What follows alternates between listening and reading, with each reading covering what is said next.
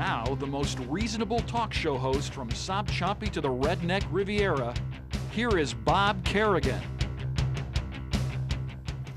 Good evening and welcome to Within Reason. My pleasure tonight to introduce my partner, Bill Rankin, who's going to join us tonight in talking about the Constitution. Glad to have you here. Yeah, I'm happy to be here. Thank you, Mr. Rankin. We don't agree on many things, which you will find as you watch this program, but we've been partners in our law firm for many, many years, and it's that kind of vigorous discussion and disagreement that allows you to make better decisions and reach a consensus after that vigorous interchange, something that we don't have in the current administration in this country. But Bill, before we launch into some of the political issues that I want to talk to you about tonight, let's address the constitutional amendments. I think this will be really beneficial to our viewers. And start by asking you this question.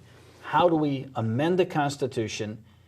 Then we'll get into what's on the ballot and what do these particular amendments mean. So how do we amend Well, this there are a thing? couple of ways to amend the Constitution, but the interesting way and the way that faces us now is that the voters can put amendments directly on the Constitution. It used to just take a majority, and now, because of another constitutional amendment, it takes 60%. So these things go directly into the Constitution. There are only 3 states that allow that. When California has all these propositions, as I understand it, that's legislation. And there's a difference. What is the difference in Florida then? Well, in some states, the citizens are allowed to legislate. The citizens are allowed to pass laws. And then those laws can get amended or repealed the way any other laws can. Okay. Of course, once they're in the Constitution, they're constitutional provisions, and the legislature can't touch them. So when they say something like Proposition 14 in California or something, it's really a statute. Yeah, that's my understanding. And the legislature can then modify it or change it or whatever. Right, okay, you can pass a law. But it does represent the will of the people, which is pretty powerful. They change it there, yeah. All right, so tell us. And all of them what but one, and one is the interesting and kind of juicy one to talk to. That's Amendment 2, the same-sex marriage amendment. You started to say all but one. All but one. And Amendment 2 is the one. Let's talk about the rest of them. Okay. The first one, and we may have a disagreement about this, the Amendment 1 is intended to correct a curious anomaly in our law. Our Constitution says the legislature may. Now, all constitutional amendments don't direct things. Sometimes the Constitution will direct the legislature to do things or give the legislature the power to do things that they otherwise maybe couldn't do because it would violate other constitutional amendments about equal treatment, for example. That's this one. So we've got a provision in our Constitution that's been in there for a long time, and it says that aliens who may become, aliens ineligible for citizenship may not own property. I mean, the legislature can take all kinds of rights away from them. Ownership, inheritance, disposition, and possession of real property by aliens ineligible for citizenship. Right now, there's no such law that does the legislature doesn't have a law like that. So aliens ineligible for citizenship, and I can't tell you who aliens ineligible for citizenship are. Right. Well, illegal aliens. Yeah. Right? Yeah. And so an illegal alien can't buy a house. Can't buy property. If there was a law that prohibited it, but now they can. But there's not. Okay. Yeah. Now what do you think about that amendment? Yeah. Well, I think that amendment just cleans up the Constitution. It's saying, let's take that out just to clean up the Constitution. And I think a special prohibition, an illegal alien can be deported. Deciding who may or may not own property is putting in the Constitution, I think, is a bad idea. I think if you wanted to sell something and somebody came along with the money well, you can't buy it because of your status, you wouldn't like that. So I go for this amendment. You don't think it's going to pass. Here's why I think it's not going to pass. Because the word alien is in there. Yeah, you're probably right. And it needs 60%. And if you have the word alien in anything, it isn't passing, okay? Yeah. I mean, people say, oh, no, not going to give, because they think we're giving aliens free medical care, illegal aliens. All of this completely erroneous kind of, or not a baseless fear that people have of the illegals, okay, Right. whoever Right. those poor souls are. Well, we are giving illegal aliens free medical care, but I think the argument is overall they pay a lot of money into Social Security and That stuff that they never get back. All right, what's the next one? Okay.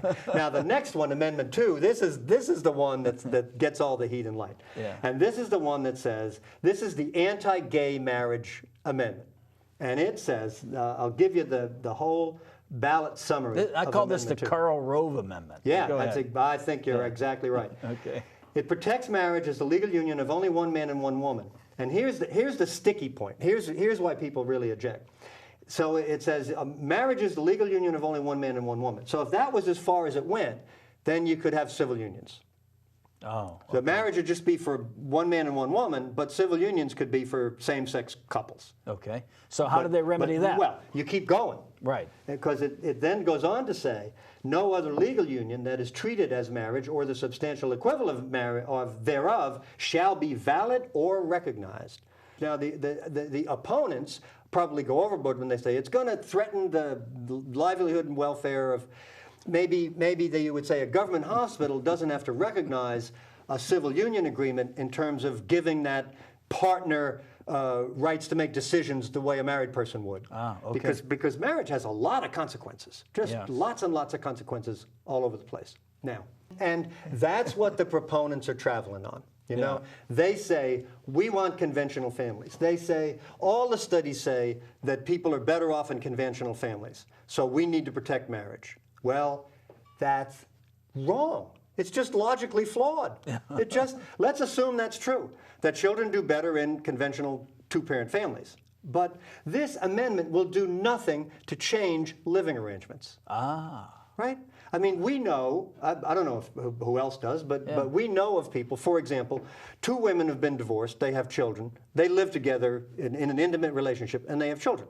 Okay? Right. Now, this amendment isn't going to stop that. No. It isn't going to kick them out of the house. It isn't going to make them not their children. You know what it's going to do? Their living arrangement will remain the same. Their status cannot. They cannot commit to themselves by marriage or a civil union. And how does that hurt society? You know what I've always said? No. Republicans can't stand monogamy. That is really that at may the be right. basics. That's That may at the be core right. of this. You That know, it's appalling to them that people actually will stay together. Look at Larry Craig. Well, they're, really, they're all for monogamy for everybody else. yeah, for everybody else. They're not for monogamy for themselves, of course. And I'd like to ask anybody who's for this, are you married? If every homosexual in Massachusetts or in Florida or everywhere else gets married, will your marriage be threatened? Will you love your wife less? Yes. Give me a break. They say, Right. oh, we're going to have polygamy if the slippery slope argument, which is another logical. This is logical fallacies piled on logical fallacies. What this is really about is religious people who have a certain view, the way they interpret the Bible. And I've read the Bible a fair amount. It's very hard to know what God wants from reading the Bible. Very difficult. But they claim to know. Right. And they're going to impose it on the rest of us.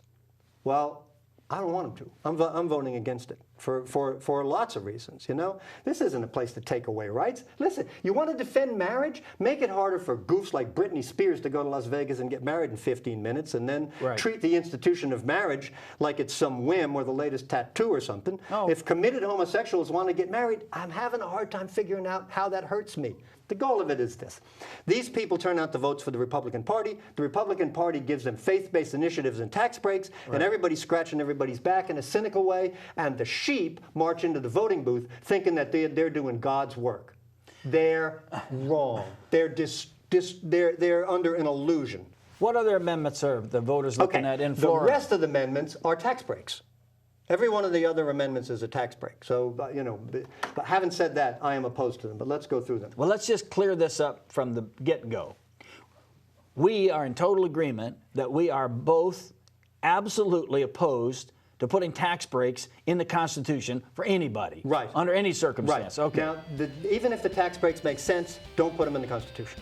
Thanks very much for watching Within Reason, and thanks to Bill for being with me tonight. Good night.